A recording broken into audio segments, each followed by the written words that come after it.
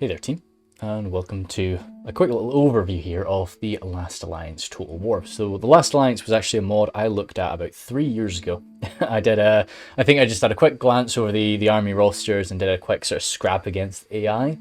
But since then, a lot has changed. There's been a hell of a lot of development with the Last Alliance Total War, and I just wanted to sort of rejoin that and have a quick gander at what's changed and what maybe sort of bring a little bit of attention toward the mod to anybody that has absolutely no idea, because of course this mod is on Shogun 2. Most of my focus of course being Medieval 2, a little bit of Warhammer now and again, but Shogun 2, I've talked about it before. Shogun 2 really is a game that is very close to my heart. Was really the first Total War game that I started to take multiplayer fighting quite seriously. So when I saw that there was a Tolkien-esque mod being launched in that, I wanted to, of course, throw my full support behind it. But yeah, or at least whatever support I had to spare. Unfortunately, I don't really have enough time left to say jump into a full campaign for it, as much as I really would like to. I want to just, as I say, see the developments, partly for my own benefit, my own knowledge, and in time maybe we'll try and get a little campaign done. But I would very much like to try and reach out to somebody that's in the Last Alliance Discord, or anybody that maybe does play this that is one of my viewers. Please reach out to me. I'd love to do some little 1v1s, maybe 2v2s, something like that, just to get a little bit of that fight action going on. If I can't spare the time to do a full campaign, let's just try and do some combat. You know, see what the fighting is all about with this mod. So we'll jump straight into sort of the campaign overview here, just to have a look and see what the factions that they've actually got in this, and then after that we'll have a check and see the actual army rosters here. So not every single one of these factions has their own individual roster, but they are an individual like starting location and sort of independent faction here. And then in addition to that, there are lots and lots of little minor factions dotted around the map as well, which I think are really, really cool. So the two factions that were in the game the last time I was showing this are the Kingdom of Numenor, were the Kingdom of Numenor and the Kingdom of Anduin. So this is of course our man Alfarazon here, just sort of as he's turned to evil. You see Numenor off on the left there is just sort of launched into a bit of a civil war. I don't actually know if these two factions start off at war with each other, or if you're going to be doing that sort of straight away. But either way, these are the two real powerhouses of the world in this time period, clashing with one another over here, and then of course probably spreading out to finish off your victory conditions as that progresses. You do also have the Umbar troops here. Oh yeah, I always forget. I keep looking up there for the name, but no, it gets written down here. The Principality of Umbar. So I'm assuming because they're sort of matching this Numenorian style, this is like I think the way that this used to be was these guys were the Alfarazzi. Yeah, so you can see here Legacy of Alfarazon. They are kind of the I guess the Alfarazon loyal faction on the mainland. So I'm thinking that they do sort of share the roster of the Numenorians, and then to flip that we have the Principality of Peligir. You know, of course, which will sort of one day become Gondor in a way. These guys are up in the north there, more of the faithful, loyal individuals up there. So you've got, as I say, the two Numenorian factions clashing out on Numenor itself, and then their two sort of loyal factions onshore crashing it out there. You do also have the Principality of Vignalonde as a starting location there. It seems to be another colony of Numenor spawning up in the north. Linden. We'll have a look at sort of some of the Linden roster, as I say in the second part of that video. Starts with a very large faction, but I'm having a look. You know, you can sort of see Numenor is quite tight, so these are quite a lot of little individual cities and so on. So even though Linden controls a very, very large area, but it seems to maybe be much larger regions. You can see this is what you'd view as kind of the high elves of sorts, because they're spreading all the way down there to the likes of Imladris too. Then Lothlorien, tucked in, as where we know Lothlorien to be. Itheland is a faction that's very interesting to me. I was tempted, if I didn't have too long, if I had just a little bit longer and I could maybe jump into a campaign, I really think I'd like to jump into Itheland, because it's quite a small faction. You're tucked in around Peligir, is sort of all around you. You're, of course, the forefathers to Dol Amroth. Very much this elven, spread across your forces, across your culture.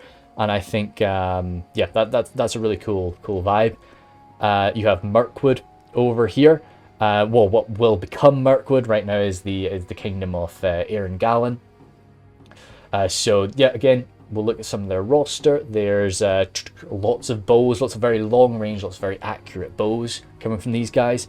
Kingdom of Breland is quite a cool shout. You're again tucked in, trying to sort of remember where some of these other factions are. You're tucked in around, with Linden all around you. Of course, this is before the reign of Arnor. Bree actually being one of the oldest. I think maybe I'm mistaking my lore here, but Bree is like one of the oldest settlements that is known of. It's predates a heck of a lot of places. So it's quite cool to have that sort of historic feel. And you're very small. Oh, cool. We do actually see the starting provinces for some of these. So you can see you can start off as an absolute monster of Numenor. You really start off with, again, 15 for Linden here. Or you do have the choice if you want to be a Theland or Bree to be really starting out pretty dang small, which would be, as I say, a bit of a struggle, perhaps. I like these guys. I do need to have a proper read over, because there's a lot of this lore that's written out. I don't know if this lore has been taken from places, or because I mean, if all of this has been written by the mod team, then holy smokes, that's very well done from the gang. So that's very, very impressive. I like these. I'm quite interested in the Kingdom of Krakeland. They do have this sort of wild feel to them, which is always a cool vibe for me. But something that is even maybe more tempting is this chieftain of Vestenfogel. Now, of course, as you know, their position there is quite sort of Enid Wythe in a way, which is a huge love of mine. So I'd be tempted to sort of jump into there. Right at this time, they're using the same roster as Krakeland, which is, again, see this more wild, more tribal, but still with some heavy hitters. But yeah, still, as I say, this more wild roster. The Duchy of Eotfolk, maybe. I think that's how we're going for that. Oh, we actually start off with a duchess there ruling our forces. So of course these are I believe the ancestors to Rohan, who moved down south to what we now know as Rohan. They began their time up here. So very much horse lords. You do have all of the various factors down there, the advantages and disadvantages. But as I say, what just is quite interesting to me right now is the amount of factions that are starting off really quite small in comparison to others. So, if you were starting off as one of these small places and say you were good aligned, and then like say if I did jump in and played as Peligir, and then poor old Kingdom of Numenor gets stuffed by Alfarazon, I'd be, you worry how you'd be able to pull back from that. But that would be a very, very cool little challenge campaign. Of course, sort of that is what happened. So yeah, you had to sort of stick it out. Right now, so we've got, again, what I'm viewing as a Dorwinian type of vibe. I've not read through all of the stuff here. I really should. But I'm just viewing this from the goblet there, the purple aesthetic. We're sort of tucked up against the Sea of Ruin, so I'm thinking this is again quite winery. Land of Wine. I didn't even read that at the start. We've got our dwarves, the Kingdom of Khazad-dûm there. Of course, well, everybody knows where Khazad-dûm is located, but you've got one of your dwarven factions there. I think, yeah, so this is another, so Eamon Egrin, I'm sure, yeah, Iron Hills, this is a Dwarven. Road to Oricani, yeah. Yeah, this is a Dwarven faction here, up in the far north there, that little slither. Quite disconnected from some of your friends, maybe. Then, of course, Ered Luin, off in the far west, tucked in around Linden, arguably a bit safe. Mordor. We'll have a look at the Mordor roster later on, very orky as you'd expect, but with a few little Numenorian touches too. But that's a nice little bit of territory, and then of course a lot of other bad guys just to cause a bit of chaos around you. Again, some of those bad guy factions pretty small, so maybe if you were playing as Linden, you are pretty heavy hitter, you could try and just come in hard, wipe him out as quick as possible. But because there's so many of them, like tucked in around each other, you know, you've got the Warhost of Gundabad, Warhost of Austin Orc, and Mount Graham. Again, only maybe one province, but it's something there. Angmar, and yeah, tucked in behind them, these Ered Mithrin even too. So it's a lot of evil up in this little T-junction there of the Misty Mountains. So lots of bad guys there that even though you are individually probably able to smash each and every one of them, the amount of them that are tucked in, and keep in mind as well, there are lots of these little unnamed, well not unnamed, but unplayable factions dotted around as well, who could be a help or a big hindrance. Then down in the south you've got Umbar, which I'd quite, not Umbar, you've got Harad. I was distracted for a second. I'm quite interested to see how the sort of friendship goes between the likes of Umbar and these two Haradrim forces. You know, are they going to be, you know, are they both actually? So, right, the Black Snake I'm viewing is, yeah, he's probably one of these evil ones, but the Sheikdom of the Golden Lion, are we going for this being a kind of, like, are they both gonna be, you know, Sauron siding here, or can we end up with a little bit of Haradrim civil war? Because if they are both gonna be evil, and then Umbar is as well, that makes a tough fight for Peligir holding the line, which I kind of want, especially because you've got Mordor. You're only a 3-province nation, and Mordor is right there with 10. So, it'd be tricky. But anyway, so that's your general sort of campaign look around. We'll see if I do end up having a bit of time for a quick little playthrough. If I do, my love would probably be for Peligir, most likely. I think I'd be tempted to go over a Thelind, but I think I don't know. I think maybe the best thing for me would be to do Peligir and try and just hold out for a little while against whatever is going to come at me. You get this little, the scream. It might not come over the music, but every time you go back, there's a little scream of retreat, which is quite good. But yeah, having a quick look. So I'm not going to delve into every army I'll have a quick look at every army individually, but I don't really want to sort of pick through all the stats. Just try and have a sort of a quick gander at what various factions are about. You know, Bree, as we kind of imagine being, we guess pretty numerous, I suppose, but quite light, more so, you know. But yeah, we've got these crossbows, which I like the vibe of. So certainly matches in what I imagine from the aesthetic. I like Darren Butterbur. I think he's quite a cool. I really like that name. I think it's nice. Something else that I thought was quite good. We have, I think maybe it's not, but we see Darren Butterbur brackets Butterbur Guard. So it's like, does he have his own individual unit there? Actually, I should probably just check. Yeah, you can see that his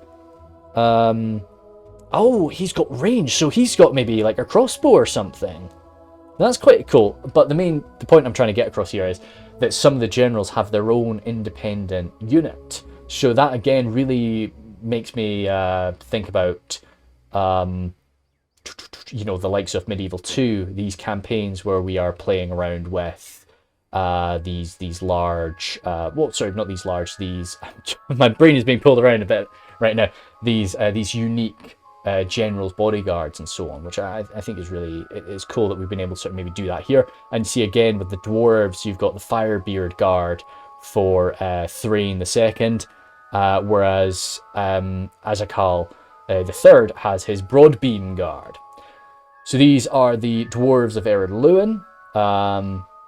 The thing that I was noticing, the Ered Luin dwarves have got bowmen, whereas the Khazad-dûm dwarves actually have these crossbows. Now, something that I was going to pick out, the Mithril Warriors, 30 armor. Actually, how much armor do you guys have? 20. So that's still very impressive. I want to make that clear. It's very impressive. But 30 armor is going to be tough to crack. I really don't know how armor piercing works in Shogun 2. So, like, how do you get through something like that? Just charging it down, crazy power? You know, it will certainly not be easy. As I say, the Khazad-dûm dwarves, quite similar in some ways, but with these crossbowmen instead, and no cavalry. They've decided to go for the no cavalry dwarf approach. No, maybe the Ered Luin actually. One sec, I didn't check that. Do we have any cavalry here? No. So they've stuck for, I say, the divide and conquer approach of the dwarves do not ride horses, which, as I say, I like. I think is pretty cool. So we've got no cavalry there. And again, sorry, I'm not going to look back on it, but the archers of Ered Luin and the crossbowmen of Khazad-dûm, their archer range is quite low. And that's quite a big deal in Shogun 2. These archers can rattle off shots very quickly. So if you are going to have to close that distance against an enemy that is outranging you, oof, it's going to be tough. It's going to be very tough. If just about everybody's going to be doing that. You see like 280 here. These are, of course, Elven archers. Even their sort of lower tier is 180.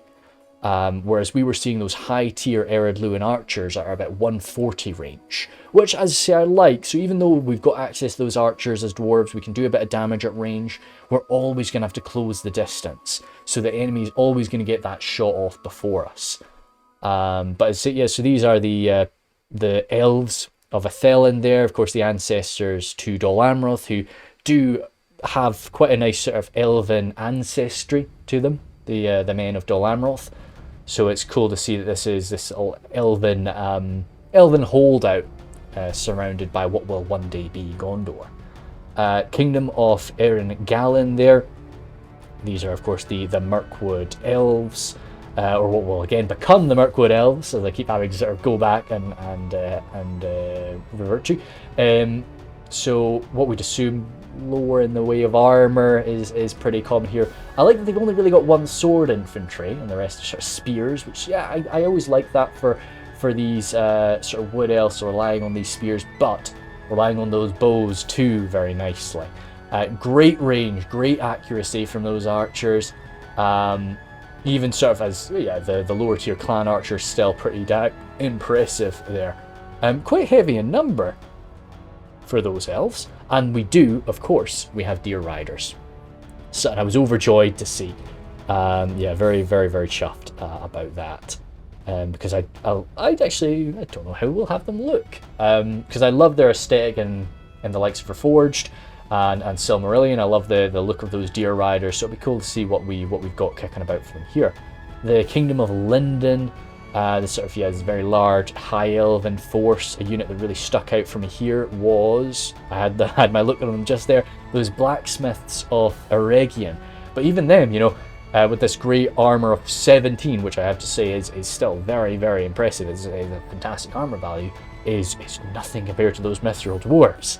But I'm sure these boys do have a lot of other tricks to lift them up, to allow them to sort of go toe-to-toe with something like that. But yeah, it's still, I would assume pretty balanced from sort of the high elven feel there. Then Lothlorien, again, I was wondering if they would be very similar to Mirkwood, but no, they've definitely got their own vibe, being sort of this, oh, we've even got okay, cool, so they do actually have access to these Noldor units. The Noldor infantry to kind of explain, well, to kind of show that more high elven feel about the elves of Lothlorien. They are not just little forest elves, little wild forest elves. They have this more high ancestry about them. like that we've only got one cavalry unit here, and it is a horse archer. So, and no bonus against cavalry, so that's a very scary thing for me. I always like to have an anti-cavalry unit. It's kind of worrying if I don't. These two Haradrim forces, they both do share a roster, I'm pretty sure. Different generals, of course, which, yeah, allows some mix there. The Horror of the Desert is that's quite a daunting name for a unit. He does actually, so he's got like a javelin there by the looks of things. He does have he's got range, 180 range, pretty dang good. So Horror of the Desert, perhaps Demon of the Desert type of vibe. Very nice low quality tribesman spearmen. Good to have. But their actual infantry, their sword infantry is half decent. And they're serpent archers. So, and as we'd expect from these southern boys, they do have a decent sort of cav force as well. Golden Lion, do you guys have the same sort of vibe? Yeah, it looks like it is sort of the same roster. I wasn't too sure if they'd maybe have a different unit or two, but they do have this Golden Lion Guard, which is, I'm assuming, unique to them as the boys of the Golden Lion. And their other general, he has the Great Shah Guard. So they do, as I say, they'll have some unique feel to them. Now, yep, Kingdom of Krakalan. This was something I really thought was dope. We've got the Blood Witches of Tiji, or Teji. I'm not sure what sort of pronunciation we're going for these wild folk. Or semi-wild folk, as we should say. But the idea of the Blood Witches, and so yeah, Witchers of Vision's Hill. That's really, I don't know, I'm a big fan of that. Just, I don't have a clue what it means, but it's something that interests me a lot. Carrot Folk Grabbers as well as, and then yeah, we've got these Flagellants, so of Anatar. So I'm guessing that these guys are definitely sort of evil inspired, or at least very unpleasant in certain ways. But no, nice, pretty, pretty aggressive, I'm assuming. They got some javelin throwers.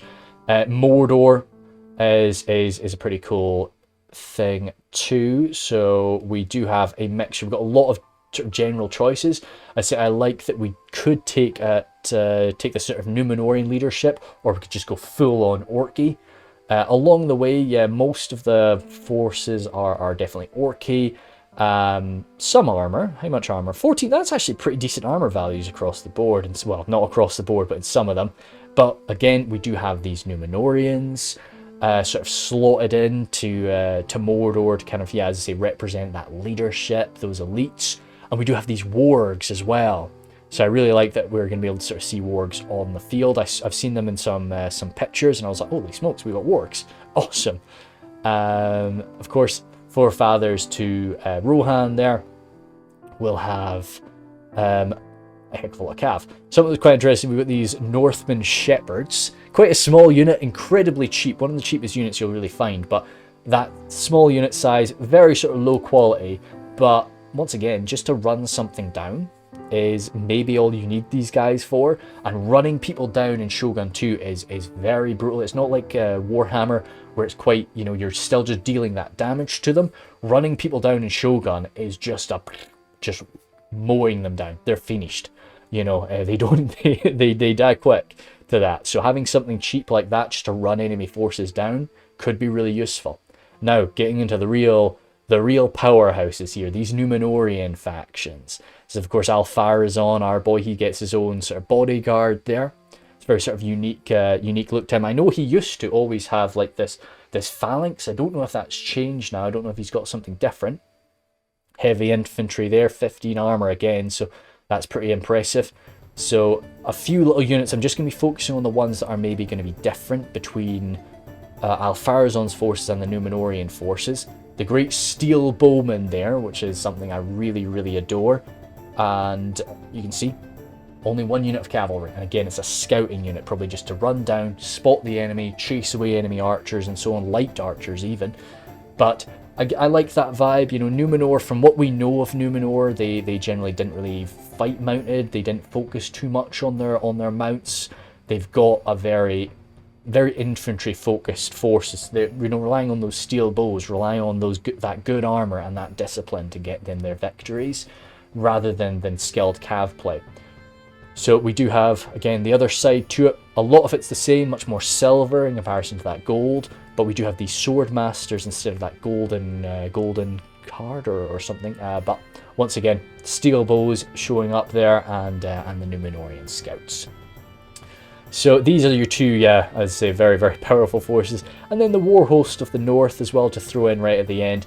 Kind of think Mordor without that assistance of the Númenóreans. These are just representing, as I say, these northern orcish factions there, that little mess north of Lindon that'll cause a bit of concerns. So lots of just orcs. As I say, in terms of elites, maybe struggling for that.